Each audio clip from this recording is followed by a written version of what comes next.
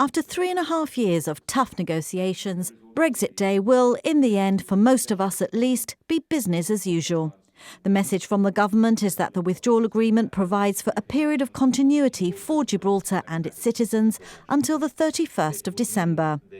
So the advice that we gave in relation to a no-deal Brexit when we were looking at leaving without a deal does not apply now on the 31st of January because we're leaving with a deal, which was obviously the opposite side of the coin. And that means that our passports and our identity cards can continue to be used in exactly the same way as we have up to now, that you will not need an international driving permit yet, that you may at the end of 2020, depending what is agreed, but not now at the end of January. That in terms of other documents, like, for example, the health card, you can continue using that in the European Union. European Union nationals can continue using that in Gibraltar and also in the United Kingdom. In terms of businesses, the procedures, for example, at the border will remain the same.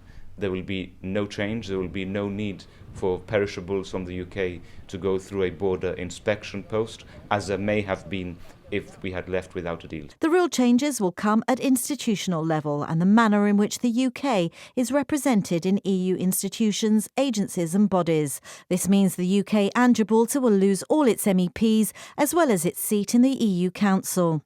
But the implementation period will allow time for the negotiation of the future relationship with the EU, which the UK government has assured it will do on behalf of Gibraltar. Well, the government has expressed some satisfaction that Pedro Sánchez has been confirmed as Spanish Prime Minister, but has there really been any indication that he is prepared to soften his stance against Gibraltar or perhaps negotiate in a more inclusive way? They are making the right noises in the sense of saying that they don't want to cause any unnecessary disruption to citizens or to businesses on either side of the border. That is our position too. So coming from that common position, we may be able to agree common ground as we move forward. Well, he's in a fairly weak position because he doesn't have a majority.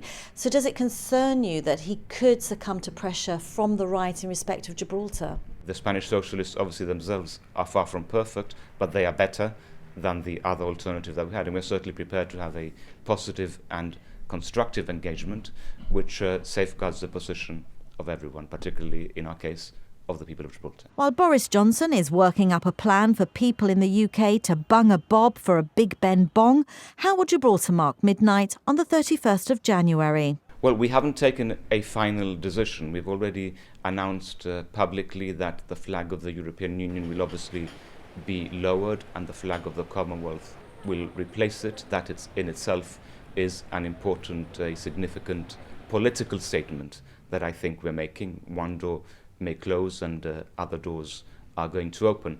We don't think leaving the European Union is necessarily anything to celebrate, particularly when the people of Gibraltar voted overwhelmingly to remain in the European Union. So we need to wait and see in terms of what else it is that we decide to do. No bongs planned for Gibraltar then, as the ROC is set to leave the EU at the end of the month with a whimper rather than a bang.